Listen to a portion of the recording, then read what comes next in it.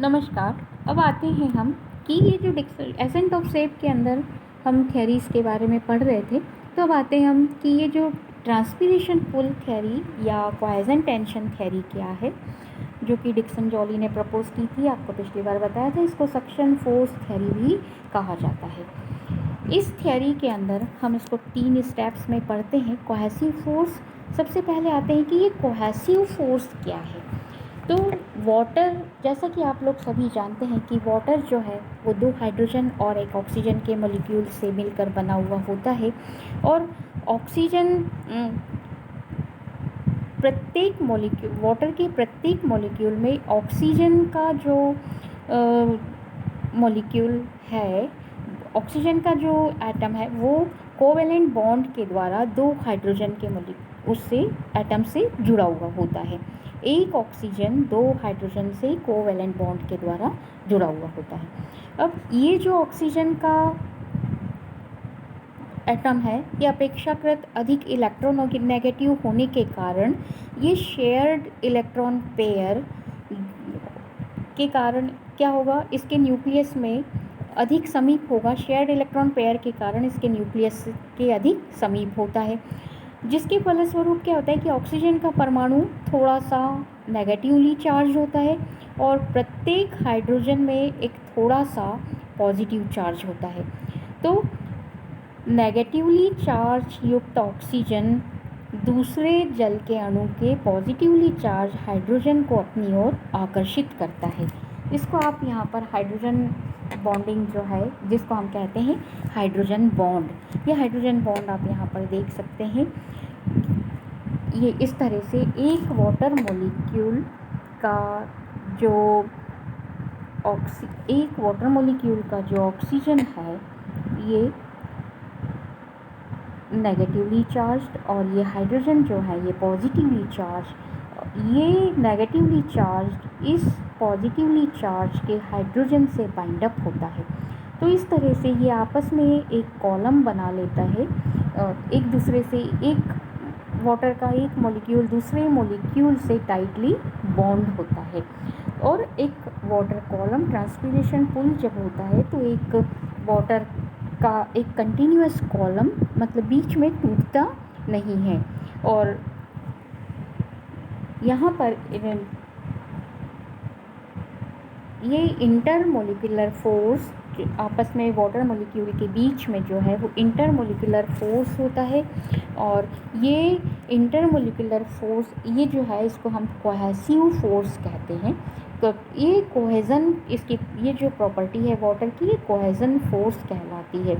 और इस cohesion force को हम टेंसिल स्ट्रेंथ भी कहते हैं। और ये कोहेजन फोर्स प्लांट में लगभग 45 से 207 एटमॉस्फेयर तक, प्लांट शेप में 45 से 207 एटमॉस्फेयर तक होता है। और इसी के कारण, और ये जो है कोहेसिव फोर्स, ये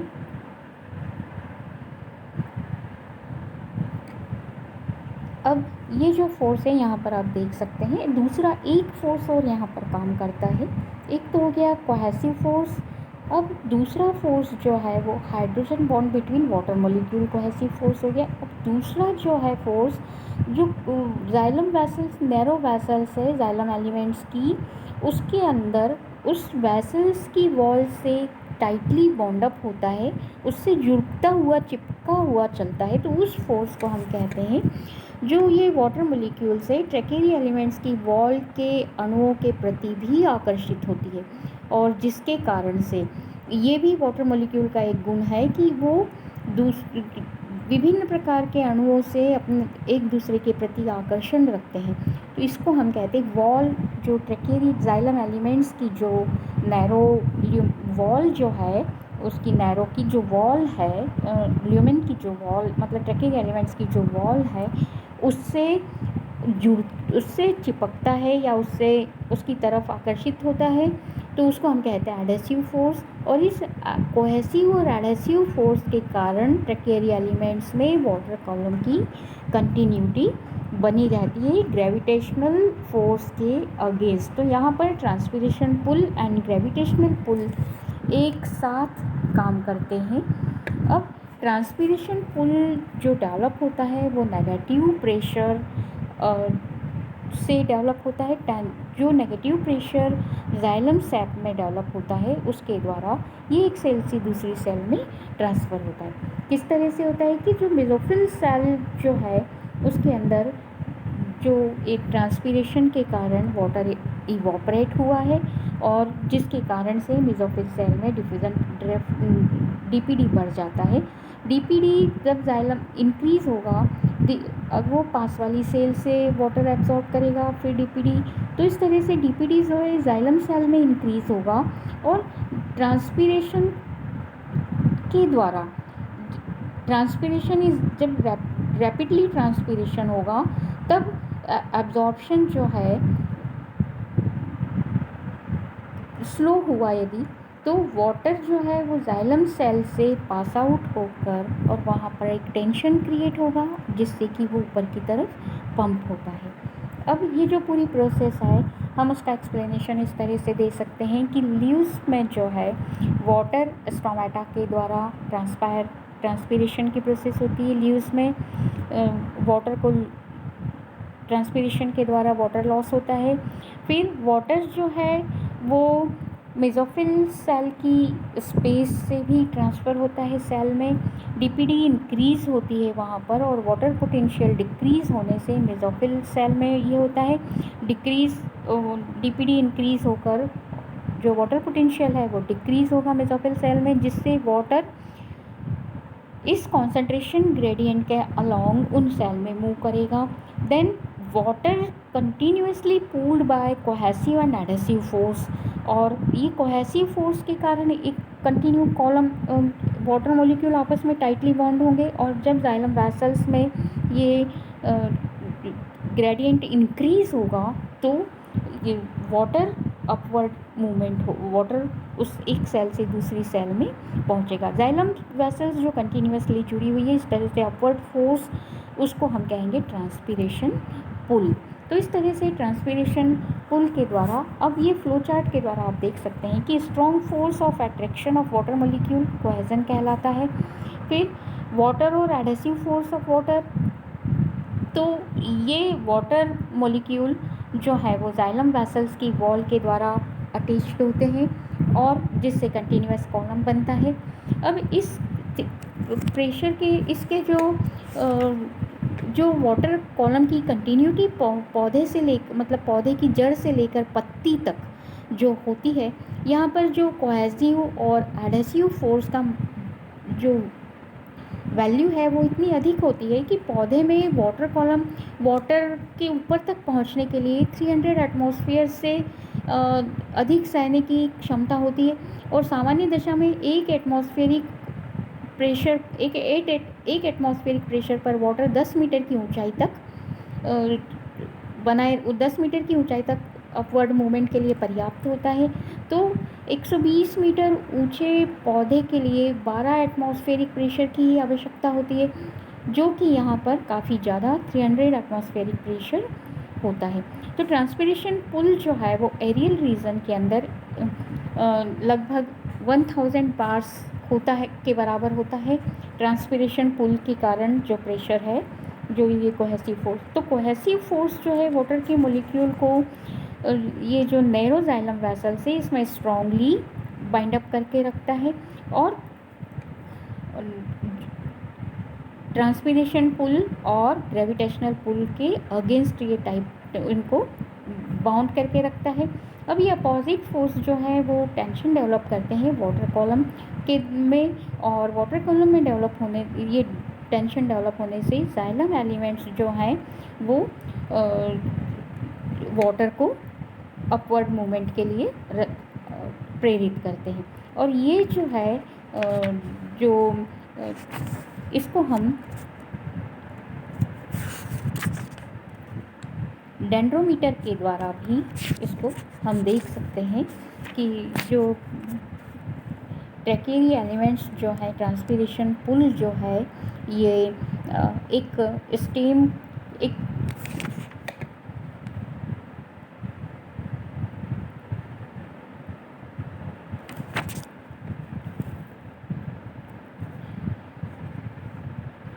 कांच की एक लंबी नली लेते हैं हम यहाँ पर, और उसका एक सिरा बीकर में रख देते हैं और उसमें पानी ऊपर तक भर देते हैं और वहाँ पर स्पंज का एक टुकड़ा रख देते हैं।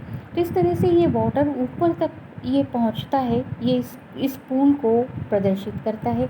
और ये जो है डेंड्रोमीटर के द्वारा हम इसको आसानी से समझा सकते हैं। तो ये जो इसके एविडेंसेस जो हैं इसको सपोर्ट कर रहे हैं कि जो वाटर है वो दिन के समय में ट्रांसपीरेशन अधिक होने के कारण जाइलम ट्रैकियरी एलिमेंट्स में ट्रैकियरी एलिमेंट्स के जो कॉलम हैं उनमें अत्यधिक तनाव होता है, और ऐसी दशा में यदि हम स्ट्रीम का एक भाग को काट के उस पर यदि वाटर की कुछ बूंदें रखें तो वो तुरंत अंदर खींच ली जाती है। तो जिससे ये जो वाटर है ये स्टेम में एक टेंशन को प्रदर्शित करता है, और ये जो पौधे का जो स्टेम, ये जो टेंशन है स्टेम, इस टेंशन के कारण उसकी ग्रीथ प्रभावित होती है। दिन के समय में वाटर जो है वो स्टेम में अधिक तनाव से इसके जो घेरा है वो कम हो जाता है, और इसके विपरीत ट्रांसपीरेशन रात में ना होने के फलस्वरूप ये जो तनाव यहाँ पर कम हो जाएगा इसके कॉलम में, जिससे इसके घेरे में थोड़ी सी वृद्धि हो जाती है।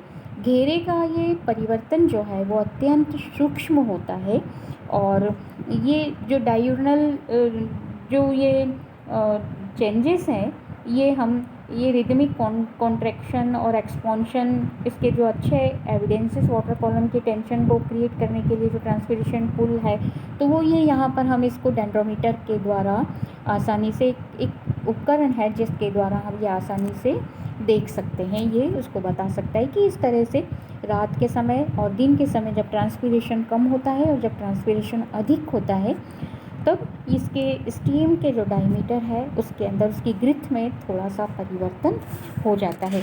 ये इस पुल थ्योरी को, इसका एविडेंस है, ये इसको सपोर्ट करता है। अधिकतम ऊंचाई वाले पौधों में लगभग 30 एटमॉस्फेरिक कोहेजन फोर्स की ज़रूरत होती है, जबकि प्योर वाटर का कोहेजन फोर्स जो है वो 1000 एटमॉस्फेयर होता है।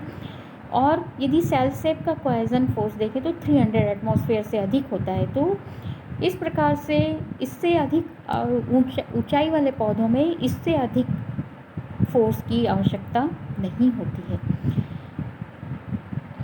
और जो ऑस्मोटिक कॉन्सेंट्रेशन है उसका मान, ऊपरी भाग की जो कोशिकाएं हैं उनमें ऑस्मोटिक कॉन्सेंट्रेशन का मान 10 से 20 एटमॉस्फेरिक के बराबर होता है, जबकि ये दाब, ये प्रेशर जल को पौधे से शीर्ष तक पहुंचाने के लिए पर्याप्त होता है। तो इस तरह से डिक्सन जॉली के द्वारा ये जो थ्योरी प्रपोज की गई है कि जो कोहेसिव फोर्स ट्रांसपीरेशन के द्वारा है वो पॉजिटिव फोर्स, और यहाँ पर किसी तरह की कोई मेटाबॉलिक एनर्जी की ज़रूरत नहीं होती है इस फिनोमिना में, क्योंकि ये वाटर मूवमेंट जो है वो फोर्स के द्वारा होती है। ट्रांसपीरेशन पुल के द्वारा वाटर, इस तरह से ट्रांसपीरेशन के द्वारा वाटर की मूवमेंट होती है। इसमें कई सारे कुछ अपवाद भी लोगों ने इसकी थ्योरी के लिए की, कुछ अपोज भी थे इस थ्योरी के, ऑब्जेक्शंस भी थे कि यदि वाटर कॉलम के अंदर एयर बबल आ जाता है तो वो अवरोध उत्पन्न करते हैं, किंतु डिक्सन के अनुसार जो ट्रैकियरी एलिमेंट्स हैं इनकी वॉल इरेगुलर होती है।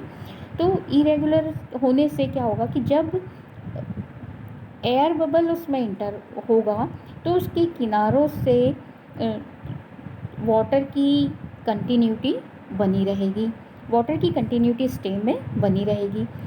कुछ वैज्ञानिकों के अनुसार जो ट्रैकियरी एलिमेंट्स की गीली भित्ति, जो गीली वॉल है, वो वायु के लिए बराबर पारगम्य होती है, और यदि जल स्तंभ में तनाव के कारण एयर बबल बनते हैं तो उनकी वॉल के द्वारा वो बाहर निकल जाते हैं। कोहेसिव फोर्स को समर्थकों कई सारा समर्थन किया लोगों ने, साइंटिस्ट ने, और उन्होंने कहा कि जो वाटर कॉलम में जो एयर बबल, स्टीम में जब एयर बबल आ जाता है तब जब अधिक टेंशन होता है, अत्यधिक ट्रांसपीरेशन पुल मतलब ट्रांसपीरेशन अधिक होगा तो अत्यधिक टेंशन के कारण ये बनते हैं। और रात में जब तनाव कम होता है, टेंशन कम होता है, तो ये ट्रैकेरी एलिमेंट्स से जो एयर बबल है, ये जो ट्रैकेरी एलिमेंट्स से ये वापस से पुनः उस घोल में पहुंच जाते हैं। तो इस तरह से स्टेम में कंटिन्यूटी, कॉलम में कंटिन्यूटी वाटर की बनी रहती है। तो इस प्रकार से स्टेम, और सबसे बड़ी बात यह है कि यहाँ पर स्टेम में काफ़ी सारे ट्रैकेरी एलिमेंट्स एक जाल बनाते हैं, और ये एयर बबल्स या उसकी कंटिन्यूटी को, एयर बबल होंगे यदि, तो बाकी के दूसरे जो जाल बनाते हैं, यदि किसी एक ट्रैकिया में एयर बबल आ गया तो दूसरे ट्रैकेरी एलिमेंट्स में एयर बबल आ गया किसी एक में, तो दूसरे उससे कंटिन्यूटी निरंतर बनी रहती है। जब उससे एयर बबल पास आउट हो जाएगा तो उसमें कंटिन्यूटी बनी रहेगी। तो इस तरह से ये ट्रांसपीरेशन के द्वारा, ट्रांसपीरेशन पुल थ्योरी में ट्रांसपीरेशन के द्वारा वाटर की अपवर्ड मूवमेंट होती है। धन्यवाद।